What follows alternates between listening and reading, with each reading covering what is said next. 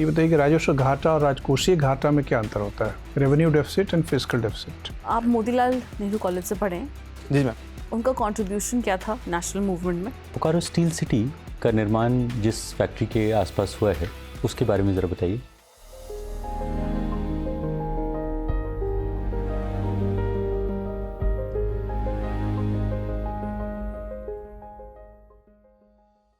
मैं come in sir. Come in. Thank you sir. Good afternoon sir. Good afternoon, have your seat.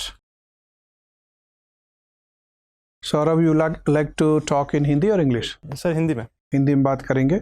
अपने बारे में बताइए। Sir मेरा नाम सौरभ कुमार है। मेरा जन्म बोकारो झारखंड में हुआ था। मेरी प्राथमिक शिक्षा वहीं से हुई। उसके बाद मैंने +2 रांची से किया और मैंने फिर दिल्ली आकर अपनी ग्रेजुएशन पूरी की। और 2020 के बाद से मैं होम ट्यूशन दे रहा हूँ और साथ में गवर्नमेंट जॉब्स की तैयारी कर रहा हूँ। मेरी हॉबी टीचिंग है और OTT वॉचिंग है। अच्छा, तो आप हजारीबाग के रहने वाले हैं लेकिन जन्म बोकारो में हुआ? जी सर, कुछ समय पहले तक मैं बोकारो में ही था। मेरे फादर की देहांत हो गई, जिसके बाद मेरी फैमिली हजारीबाग शिफ्ट हो गई है सर। अच्छा, तो होम ट्यूशन में किन इस कक्षा के बच्चों को पढ़ाते हैं? सर क्लास 10 तक के बच्चों को पढ़ाता हूँ, मैथ्स सब्जेक्ट। सिर्फ मैथ्स पढ़ाते हैं? जी सर। अच्छा, और आपने मैथ्स और इकोनॉमिक्स से किया है BA? जी सर। तो इकोनॉमिक्स थोड़ा बहुत याद है, भूल गए? सर याद है सर। क्या क्या याद है इकोनॉमिक्स में? सर बेसिक कंसेप्ट याद है सर, माइक्रो मैक्रो। जैसे ये बताइए कि राजस्व घाटा और राजकोषीय घाटा में क्या अंतर होता है? Revenue deficit and fiscal deficit. Sir revenue deficit, revenue budget जो होता है sir, revenue receipt minus revenue expenditure is equal to revenue deficit. और फिजिकल डेफिसिट जो होता है sir, budget deficit plus borrowing. ये तो बहुत पुराना है, नया डेफिनेशन आ गया है। सॉरी सर, मुझे वो याद नहीं है सर। चलिए, कोई बात नहीं। तो इसमें से कौन सा घाटा ज़्यादा महत्वपूर्ण है या किस घाटे को शून्य करने का लक्ष्य बनाया गया है? सर रेवेन्यू डेफिसिट को शून्य करने का घाटा का लक्ष्य किस नीति या कानून के तहत? Sir FRBM act. किस वर्ष बना था ये? सर 2013, जहाँ तक मैं याद कर पा रहा हूँ सर। 13 या 3? Sorry sir, 2003 sir. और क्यों RD को शून्य क्यों करना चाहिए और FD को शून्य क्यों नहीं करना चाहिए? सर रेवेन्यू बजट जो है सर, जो रेवेन्यू एक्सपेंडिचर जो होता है फिर सर, वो ऐसा एक्सपेंडिचर होता है जिसमें सर ना ही कोई लाइबिलिटी ख़त्म होता है, ना ही कोई एसेट बन रहा होता है सर। तो वैसे खर्च जिसमें सर ना ही कोई लाइबिलिटी बन रहा है, ना ही कोई जहाँ कैपिटल बन रहा हो, तो हमें कोशिश करनी चाहिए कि उसे शून्य ही रखा जाए। और सर फिजिकल डेफिसिट में सर कंप्लीट कैपिटल अकाउंट भी आ रहा है। तो ये रक्षा व्यय क्या है? राजस्व व्यय है, पूंजीगत व्यय है? सर रेवेन्यू डेफिसिट है सर। उसमें सर कुछ पार्ट कैपिटल डेफिसिट में, कैपिटल बजट में भी आ सकते हैं। रक्षा व्यय का कौन सा हिस्सा पूंजीगत व्यय है? सर विपन अगर हम खरीद रहे हैं सर, तो वो पूंजीगत व्यय है? पक्का? Not sure sir. Not sure. अच्छा, ठीक है। तो राजकोषीय घाटे को शून्य क्यों नहीं करना चाहिए? क्योंकि उससे एसेट बनता है उस व्यय से। सर सॉरी सर, उसमें तो कानून में तो लक्ष्य किया गया है कि 2.5 से 3% तक FD रखना है, बरकरार रखना है। सर वो शून्य अभी कर नहीं पा रहे हैं सर, क्योंकि सर बोरोइंग हो जाती है सर। नहीं, तो शून्य करने का लक्ष्य भी तो नहीं है, लेकिन हमारा प्रश्न वो नहीं है। हमारा प्रश्न ये है कि राजकोषीय घाटे को, फिस्कल डेफिसिट को 2.5% पर क्यों रखना है, उसको कम क्यों नहीं करना चाहिए? सर कम कर सकते हैं तो करना चाहिए, क्योंकि सर वैसे अभी एग्जैक्ट कानून में तो लक्ष्य नहीं है। कानून में तो 2.5% से 3% के रेंज में बनाए रखा सर। पैराग्लाइडिंग फॉर्म में सर धीरे धीरे हम लोग कम करने की कोशिश कर रहे हैं सर उसे। अच्छा, जी सर। ठीक है। ये बताया कि क्राउडिंग आउट इफेक्ट और क्राउडिंग इन इफेक्ट सुना है? हाँ जी सर। क्या होता है? सर जब गवर्नमेंट अधिक बोरोइंग करने लगे इंटरनल मार्केट से सर, तो जो प्राइवेट कंपनीज होती हैं उनके लिए सर लोन की अवेलेबिलिटी कम हो जाती है, क्योंकि सर सॉवरेन कोई भी बैंक या कोई भी बोरोवर जो भी सर पैसे देना चाहते हैं। ठीक है, मैं समझ गया। हाँ जी सर। और क्राउडिंग इन सर, जब गवर्नमेंट अगर एक्सटर्नल बोरोइंग कर रही है तो sir internal borrowing private companies easily कर सकती है सर। तो क्राउडिंग इन। क्राउडिंग आउट तो ठीक होता है, लेकिन इन में थोड़ा सा गड़बड़ हो रहा है सर। Sorry sir. अच्छा, ठीक है। मेरा अंतिम प्रश्न है, मल्टीप्लायर समझते हैं? गुणक? हाँ जी सर। क्या होता है सर मल्टीप्लायर सर स्पेसिफिक नहीं बता पा रहा हूँ सर मैं, सॉरी सर। अच्छा, ठीक है। मान लीजिए इन्वेस्टमेंट मल्टीप्लायर है या ऐसा कुछ, किसी मनी मल्टीप्लायर है, किसी भी चीज़ के पहले मल्टीप्लायर लगा दीजिए। Sorry sir. कोई बात नहीं, ठीक है, धन्यवाद। हेलो सौरभ। Hello sir. आप बोकारो स्टील सिटी से हैं? जी सर। बोकारो स्टील सिटी का निर्माण जिस फैक्ट्री के आसपास हुआ है उसके बारे में ज़रा बताइए। सर बोकारो इस्पात सिटी जो है सर वो सेल अभी उसके अंदर अभी आता है सर वो, और सर वो जिस सिटी के अंदर हुआ है सर जी, उस फैक्ट्री के बारे में बोकारो स्टील के बारे में बोकारो बताइए। स्टील लिमिटेड है सर, वो 1960s में बना था सर, वो रसिया के हेल्प से बना हुआ है। वो एक टाइम पे सर 60s या कोई पर्टिकुलर आपको ईयर याद है? सर एक सर कोई 1963 I think sir. Continue please. Sir वो रसिया के हेल्प से बना है सर, और उस वक्त जब बना था सर वो तो बिहार का एरिया हुआ करता था, बस इतना ही। और सर अभी प्रेजेंट वो सेल के अंदर आता है सर, वो इनिशियली सर वो इंडिपेंडेंटली स्टार्ट हुआ था, पर अभी वो सेल के अंतर्गत आता है सर वो। Bokaro steel limited is connected, हमारे जो है डिफेंस के कुछ इम्पॉर्टेंट चीज़ों के साथ उनका कनेक्शन है उस पर्टिकुलर फैक्ट्री का। आपको इसके बारे में कोई जानकारी है? No sir. हमारे नेवी के शिप्स के लिए जो लोहा आता है उसमें से एक इम्पॉर्टेंट जो जगह है वो बोकारो स्टील है। सर मैं इसके बारे में पढ़ूंगा सर। कोई बात। आपका फर्स्ट प्रेफरेंस है एसएसबी? जी सर। हमें ये जो डिफरेंट सीएपीएफ फोर्सेस हैं उनका एस्टैब्लिशमेंट और उनके बॉर्डर्स बताइए। सर सबसे पहले 1835 में असम राइफल सर, फिर 1939 में सीआरपीएफ, 1962 में आईटीबीपी, 1963 में एसएसबी, 1965 में बीएसएफ, 1969 में सीआईएसएफ और 1984 में sir NSG.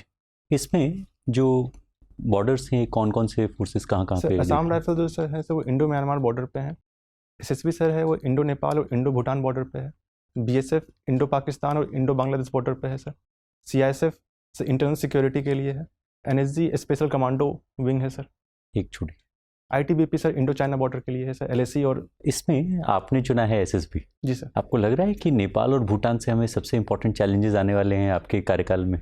Sir present geopolitics के अनुसार से सर नेपाल से हमें प्रॉब्लम हो सकती है सर, वहाँ more than China, more than Pakistan, Bangladesh? No sir, not more than the other countries, but yes we can have some problem from Nepal. कोई बात नहीं। तो आपने पहले इनको प्रेफरेंस क्यों दिया है? सर मैं झारखंड से आता हूँ सर, और मैंने सबसे पहले अपनी लाइफ में कोई सीएपीएफ की फोर्स देखी थी सर, तो वो एसएसबी थी। वो हमारे क्षेत्र में इलेक्शन ड्यूटी में आए थे सर, और फिर सर इंडो नेपाल बॉर्डर का विजिट किया था सर, तो वहाँ भी एसएसबी की। ये बॉर्डर फोर्सेस को इलेक्शन ड्यूटी में लगा दिया गया है, बताइए ये उनके जो काम है उसका सही इस्तेमाल है क्या हमारे रिसोर्सेज का? सर उनका मैंडेट है सर कि वो internal security law and order को देखा जाए, और सर इलेक्शन के टाइम पे सर काफ़ी ज़्यादा ह्यूमन रिसोर्सेज की ज़रूरत होती है सर, तो उस वक्त को ध्यान रखते हुए। तो आप अगर एसएसबी में ऑफिसर बनते हैं तो आप प्रेफर करिएगा कि इलेक्शन ड्यूटी में रहें, या फिर आप अपना बॉर्डर देखने का प्रेफरेंस आप करेंगे? अगर मुझे आदेश मिलता है तो सर मैं बिल्कुल इलेक्शन ड्यूटी पे जाऊँगा sir. Alright, last question from my side. आपका ओटीटी देखने का प्रेफरेंस है? किस तरह के ओटीटी प्लेटफॉर्म्स आप कवर करते हैं? वेब सीरीज ज़्यादातर मैं किस तरह के web series? Sir panchayat last time देखा था सर। अच्छा, कुछ समय तो पहले। पंचायत को लेकर के काफ़ी लोगों की धारणा है कि वो एक आइडियलाइज्ड लुक है, ऑलमोस्ट एक थर्ड पार्टी लुक है अपने ही एरिया को लेकर के। आप इस चीज़ को कभी सुनना हुआ है क्या कि ये अपने ही लोगों को बाहर से देखने का एक उसमें व्यू पॉइंट देखा जा रहा है? हाँ सर, इसी कारण से सर वो काफ़ी वो फेमस भी इसी कारण से हुआ है, क्योंकि लोग अपने आसपास की चीज़ों को उसमें देख पा रहे हैं। वो देख पा रहे हैं कि कैसे इलेक्शन के टाइम पे इंटरनल पॉलिटिक्स हो जाती है गाँवों में, कैसे दो धाराएं बढ़ जाती है, तो वो उसमें देख पा रहे हैं। तो इस कारण से वो। तो कुछ आप रीज़न बता सकते हैं कि आपको ये क्यों पसंद है इतना? कोई पर्टिकुलर रीज़न? सर सबसे पहले सर एक्टिंग मुझे काफ़ी अच्छी लगी है सर जितेंद्र कुमार की, और साथ साथ में सर वो जो लोकल जो चीज़ें दिखाई गई हैं सर, उससे मैं कनेक्ट कर पा रहा हूँ। जब मैं भी अपने गांव में विजिट करता था तो देखता था कि इलेक्शन के टाइम पे सर वैसे ही धाराएं बढ़ जाती हैं गाँवों में, तो जिसकी वजह से सर मुझे वो काफ़ी अच्छा लगा। लगता है कि इलेक्शंस जो हैं वो हमारे यहाँ पे सोसाइटी को बांट देती हैं? नो सर, इलेक्शन वो अच्छी बात भी है सर कभी कभार, कि लोगों में मतभेद हो सकता है सर, पर मनभेद नहीं होता है सर गाँव में। मनभेद नहीं होता है? नो सर, बहुत होता है। नहीं सर, शादी वगैरह के टाइम पे फिर सब साथ में आकर के फिर कंटिन्यू करते हैं सर। Thank you. नमस्ते। आप मोतीलाल नेहरू कॉलेज से पढ़े हैं? जी मैम। उनका कंट्रीब्यूशन क्या था नेशनल मूवमेंट में? मोतीलाल नेहरू मैम बैरिस्टर थे इलाहाबाद हाई कोर्ट के। उनका मैक्सिमम जो मैं कंट्रीब्यूशन देखता हूँ मैम वो नेहरू रिपोर्ट में देखता हूँ 1928 की, जो मैम फंडामेंटल राइट्स और फेडरलिज्म के बारे में बोलता है। और साथ साथ में मैम वो गांधीयन फिलॉसफी के काफ़ी अधिक सपोर्टर थे और नॉन वायलेंस पे बिलीव करते थे। ओके, बिल्कुल सही। आपका लोकेशन जो दिया हुआ है वो है कुम्हार टोली, इसका क्या मतलब हुआ? मैम वो जो एरिया था वो एक टाइम पे कुम्हार करके मैम एक कास्ट होती है जो बर्तनों से डील करती है। अच्छा, तो जो बर्तन बनाते हैं हाँ जी मैम, अच्छा। कच्ची मिट्टी के बर्तन बनाते हैं वो उस एरिया में मैम काफ़ी बहुतियात में थे, इस वजह से मैम वहाँ का नाम। अच्छा, तो मतलब वो ऑक्यूपेशन के अकॉर्डिंग एक डेजिग्नेटेड एरिया जी था मैम, उनके जी मैम। रहने का। ठीक है, ओके। तो आप हाउस कैप्टन थे अपने हाँ जी स्कूल मैम। में, ठीक है। तो हाउस कैप्टन के रोल में जैसे एक लीडरशिप रोल है वो एक तरीके से, आगे भी आप लीडरशिप रोल में ही जाएंगे। तो हाउस कैप्टन जब आप थे तो आपने किन किन चीज़ों में पार्टिसिपेट करवाया अपनी हाउस को, और क्या चैलेंजेस आपने फेस किए उस चीज़ में? मैम इंटर स्कूल कंपटीशन हुआ करती थी और साथ साथ में मैम हर दिन सुबह के टाइम पे स्टेज परफॉर्मेंस हुआ करती थी कि कौन क्या ड्यूटीज़ वगैरह मिलती थी तो वो असाइन करवाता था मैम। और साथ साथ में मैम डिबेटिंग सोसाइटी वगैरह में मैम पार्टिसिपेशन करवाता था बच्चों का। मैम उसमें प्रॉब्लम ये आती थी कि मैम कि वो जो एरिया था मैम वो काफ़ी छोटा एरिया था मैम। Okay. तो बच्चे उतने एक्सपोजर हम्म, मतलब उनमें कॉन्फिडेंस की कमी हुआ करती थी मैम। तो इन सब चीज़ों को की प्रॉब्लम वहाँ पर थी मैम। पर धीरे धीरे वो बच्चे भी हैबिचुअल हो रहे थे उस चीज़ से। फ्लैग मीटिंग्स क्या होती हैं? मैम फ्लैग मीटिंग क्या मैं गेस कर सकता हूँ? हाँ, कीजिए कुछ। मैम जब दो कंट्रीज़ के आर्मी में के सिक्योरिटी फोर्सेस जब डायलॉग वगैरह करने के लिए बैठते हैं तो वो फ्लैग मीटिंग मेरे ख्याल से। नहीं, इसको थोड़ा पढ़ लीजिएगा बिकॉज ये भी न्यूज़ में था तो ज़रूरी है याद ओके होना। मैम, ठीक है, ओके। आप सिंस झारखंड से हैं तो आप बता सकते हैं कि बोकारो थर्मल का क्या इंपॉर्टेंस है? मैम स्टील काफ़ी ज़्यादा वहाँ पर प्रोडक्शन हो रही है। बोकारो स्टील नहीं, Bokaro thermal. Bokaro thermal ma'am, sorry ma'am. Ma'am वो इलेक्ट्रिसिटी प्रोडक्शन के लिए काफ़ी फेमस है मैम। और वहाँ कोयले की से बनाया जा रहा है इलेक्ट्रिसिटी। और उस बगल में ही मैम कथारा वासरी है तो वहाँ से ही कोयले की इंपोर्ट वहाँ पर हो रही है। और मैम आसपास के एरिया में मैम इलेक्ट्रिसिटी की सप्लाई भी वो कर रही है बगल के डिस्ट्रिक्ट्स वगैरह में मैम। पहला थर्मल पावर प्लांट जो है वो यहीं लगा था ओके बोकारो थर्मल में, इसलिए इसको याद रखिएगा बिकॉज ये आपके लोकेशन के हिसाब से भी है। बिहार और झारखंड का विभाजन कब हुआ था? 2000 में मैम। क्यों हुआ था? मैम झारखंड की जो पॉपुलेशन जो मैम मैक्सिमम पॉपुलेशन है वो ट्राइबल पॉपुलेशन है। और बिहार की population ma'am mostly settled agricultural population है। तो थोड़ा ये पॉपुलेशन का डिफरेंस था मैम। और कल्चर भी देखोगे मैम तो थोड़ा ट्राइबल कल्चर ज़्यादा बहुतियात में है झारखंड में, इन चीज़ों को लेकर के। और फिर मैम पावर शेयरिंग जो ट्राइबल पीपल का था मैम वो झारखंड के उस वक्त के बिहार के गवर्नमेंट में उतने अच्छे से नहीं हो पा रहा था। इन सब चीज़ों को देखते हुए मैम विभाजन हुआ था। ठीक है, बस that's thank you. Thank you ma'am. Saurabh, जी सर। आपने लिखा आपके पिताजी की आय शून्य है, माताजी की आय शून्य है, तो पारिवारिक जीवन कैसे गुजर रहा है? सर मैं 2020 के बाद से सर होम ट्यूशन दे रहा हूँ। अच्छा, और इनफैक्ट जब से मैं दिल्ली में आया हूँ मैं खुद की ही फाइनेंशियली पूरी तरह से हेल्प कर रहा हूँ मैम सर। और अच्छा, आप अपने पेरेंट्स को हेल्प करते हैं? पेरेंट्स को तो हेल्प नहीं कर पा रहा हूँ सर, मैं खुद को हेल्प कर पा रहा हूँ अभी। मेरे बड़े भाई मेरी माँ का ध्यान रखते हैं। अच्छा, क्या करते हैं बड़े भाई साहब? सर वो स्टेशन मास्टर हैं सर। टीचर है? स्टेशन मास्टर हैं सर। अच्छा, रेलवे में है? जी मैम, जी सर। अच्छा, कहाँ पोस्टेड है? सर गोमो, सर दिल्ली कोलकाता जो दिल्ली हावड़ा मेन लाइन पर गोमो धनबाद के पास है? हाँ जी सर। गोमो एक बहुत बड़ा जंक्शन है। जी सर। क्या महत्व है इसका? सर वहाँ पर 2 से 3 जगह की लाइनें कटती हैं सर। जब आप दिल्ली से जाना चाहोगे तो एक कोलकाता की लाइन वहाँ जाती है सर, फिर एक रांची की लाइन वहीं से कटती है सर, एक जमशेदपुर के जाने की लाइन भी वहीं से कटती है सर। तो एक ऐसा पॉइंट है जहाँ पर से सर बहुत से जगह की लाइनें कट रही हैं सर। तो इन सब चीज़ों की वजह से। रेलवे के कितने जोन हैं अभी भारत में? सर इसका मुझे आइडिया नहीं है सर। आइडिया नहीं है? जी सर। अच्छा, ठीक है। आपका इंटरव्यू हो गया सौरभ, आप जा सकते हैं। Thank you sir. Thank you ma'am. Thank you sir. बैठिए सौरभ। क्या मूल्यांकन है आपको अपने बारे में? सर थोड़ा सा और अच्छा जाना चाहिए था। और अच्छा करना चाहिए, हाँ। और आपके पास वक्त अब 3-4 दिन का बचा है, जी सर। तो कैसे अच्छा करेंगे? सर थोड़ा सा इकोनॉमिक्स में मुझे लगता है कि नहीं, इकोनॉमिक्स ठीक है, आपने सही बताया। अब क्राउडिंग आउट आपने सही बताया। क्राउडिंग इनका मतलब होता है कि अगर सरकार इंफ्रास्ट्रक्चर बिल्डअप करे, इन्वेस्ट करे, तो उसके चलते निजी निवेशक आकर्षित होते हैं। Okay sir. और इस मामले दिल्ली मुंबई इंडस्ट्रियल कॉरिडोर बना दीजिएगा जी सर। जी सर। तो उसके इर्द गिर्द बहुत सारे निजी निवेशक अपनी कंपनी खोलेंगे। बिल्कुल सर।